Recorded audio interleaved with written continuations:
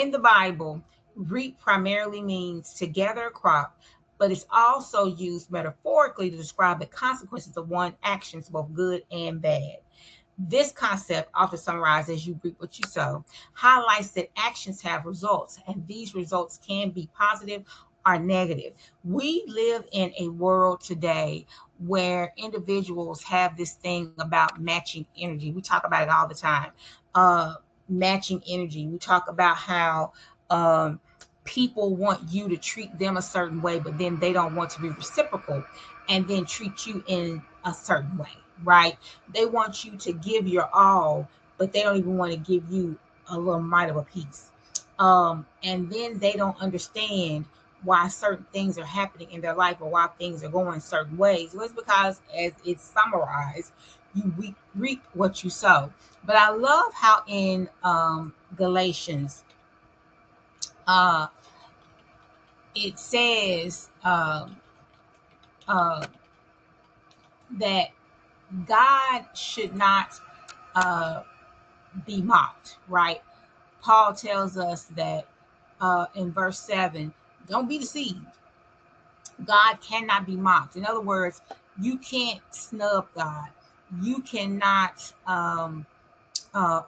think that you're just going to gloss over um, this thing of getting away with not treating people properly, right? And that's what this portion of Galatians 6 is talking about. It literally says doing good to all, because whoever sows to please their flesh, we've got to get away from pleasing our flesh, from doing things that we love to do because it's going to satisfy our flesh. We What we've come to find is that when we do things uh, in regards to satisfying our flesh, that it's not lasting, that it's fleeting, that it only gives us pleasure for that moment. But then when it comes to a long period, uh, there's nothing there, there's nothing left. Only those things we do for Christ, right? Only those things we do for God will last. So it is our job to ensure that we do things that will give us a good harvest. That we do things that will allow us to reap a great harvest, right? If you sow little, you reap a little. That means that your harvest will not be big. So we've got to find ourselves doing well.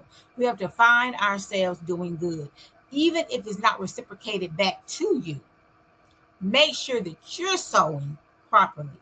And then here's the other part of that as well. Look at the ground that you're sowing into. Oftentimes, uh, we sow into people, we sow into things that we can't get a good harvest out of.